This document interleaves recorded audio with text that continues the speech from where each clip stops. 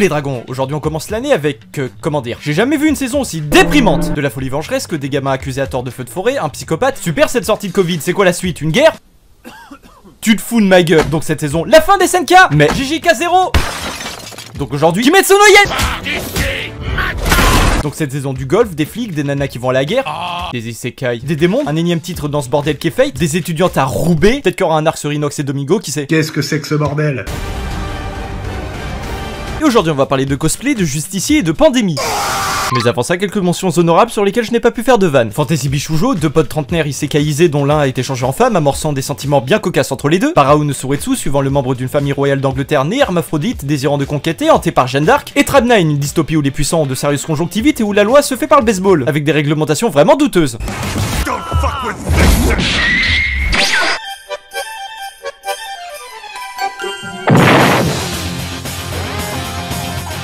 Wakana Gojo, non pas celui-là, est un lycéen solitaire dont la passion est de fabriquer des poupées traditionnelles, passion qu'il cache dû à un choc émotionnel. Trop dégueulasse, et la honte sur toi! Faisant sa rentrée sans le moindre ami, ayant pris au passage un claquage de nuque, ce dernier fera la rencontre de Marine Kitagawa, la fille la plus populaire du lycée. Et pourquoi elle vole? C'est un fût à gobelins le bordel?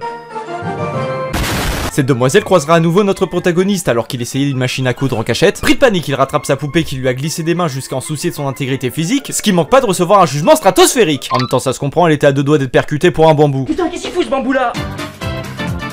Cependant, Marine se retrouve émerveillée par le talent de couturier de Gojo, lui faisant part de sa passion pour le cosplay. Et ça, il n'oubliera pas de le critiquer. J'imagine que présenté comme ça, l'idée a l'air toute pourrie en effet.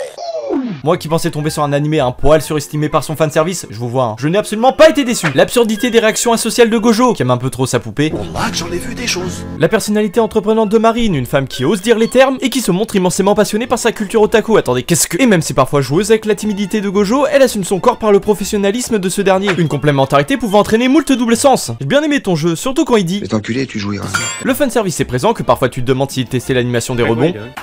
Mais contrairement à toutes les daubes que j'ai pu voir, il sert le comique de façon absurde grâce aux fortes personnalités des protagonistes. Ensuite, le gars est littéralement en panique devant un cul. Oh, le fiac! Je dois! Et Gojo reste très nostalgique de sa vie chez son grand-père, nous faisant découvrir sa passion dévorante au cours de ses flashbacks. Et en parlant de son grand-père, j'espère qu'il va le remettre dans le droit chemin, car j'ai jamais vu un gars mater un porno avec autant de conviction. Sûrement la nouvelle génération, qui suis-je pour juger? Sainte mère la pute! Sur une île dans la baie de Tokyo nommée District 24, nous allons suivre le quotidien de trois amis d'enfance ayant grandi en ce lieu et vécu la perte tragique d'un proche dans un incendie de VFX. Shuta, Ran et Koki, un fils de boulangère et chevalier des droits civiques. Tu nettoies! Dépêche-toi! Un streamer hacker dopé à la Monster. Bonsoir tout le monde, je pense que je suis dépressif. Et un aspirant politique négligé par son père. Bonjour père. Je peux pas! J'aimerais plus. Je peux pas, tu vois! Mais Je peux pas! Autrefois proches malgré leurs différences de classe sociale et leur personnalité, enfin je crois, ils viendront à se retrouver lors d'une messe commémorative liée à l'incident. Donc je peux dire qu'avec une ambiance pareille, c'est pas le moment de taper tes meilleurs twerks. La petite balle perdue pour le référencement. Cependant, leur relation va prendre un tournant inattendu suite à un mystérieux appel téléphonique venant leur provoquer un sérieux bad trip. Tous les trois seront persuadés d'avoir eu leur amie défunte au bout du fil, cette dernière révélant un accident sur le point de se produire, laissant le choix de sauver un groupe de civils au détriment d'un autre. Mais sa mère, je suis un chevalier! Et c'est à partir de là que mon intérêt pour cet animé s'est amplifié. Au vu des divers états d'esprit de nos protagonistes, il est probable que les choix à venir pour protéger le district deviendront de plus en plus difficiles, favorisant les tensions entre les personnages. Shuta voulant protéger la veuve et l'orphelin en disposant d'une force brute. Trop vite, c'est incroyable. Même moi, je crois que je vole. Ran n'hésitant pas à enfreindre la loi et user de son hacking à tout instant, et Koki prenant part à l'éloquence et la diplomatie par son atout de persuasion. Autant vous dire qu'une mauvaise coordination pourra qu'aggraver la situation et provoquer d'autant plus de tension dans le trio d'amis. En tout cas, je peux vous dire qu'à chaque fois que le trio recevra un appel simultané, ça va vite paniquer pour la suite. Aide-moi plus, frère! Tu me déranges! Laisse-moi! L'histoire se passe dans un monde où Poutine a glissé. oui. Suite à cette catastrophe, une maladie faisant rouiller le corps humain fit son apparition. C'est alors que nous faisons la rencontre de Milo, jeune médecin au service de la population et visiblement très proche de ses clientes. C'est bien trop gros, ça rentrera jamais! Mais moi, je veux faire l'amour!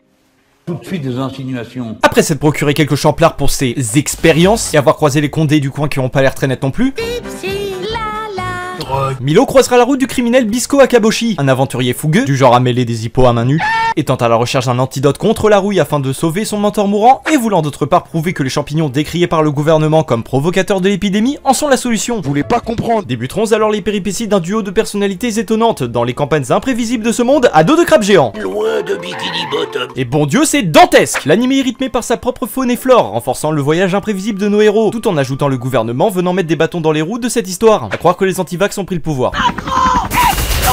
Et l'univers gagne en consistance par la diversité des villages, des vestiges du passé, des véhicules originaux, le tout agrémenté par des arrière-plans soignés, des jeux de lumières efficaces, des OST mélodieuses au moment posé et du rock bien vénère durant les scènes d'action, et un humour affiné pour coller à toute situation. Tu penses que tu vas te transformer en bonhomme de neige? Et la relation de ce duo intrépide ne cessera de nous amuser, entre Milo et sa confrontation à la nature sauvage, Mais casse-toi!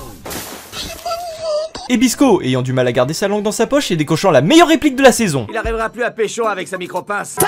Ce qui m'amène au fait que la VF est juste un putain de plaisir auditif, avec des dialogues vivants et un vocabulaire parfaitement adapté au personnage. Donc vous pouvez y aller les yeux fermés. Qu'est-ce que tu branles? Le docteur Panda. Non mais qu'est-ce que tu fais? Vu la date, autant le jeter. Tu feras gaffe, j'ai jeté une allumette dans l'un des trous. Je fais des streams, fils de pute.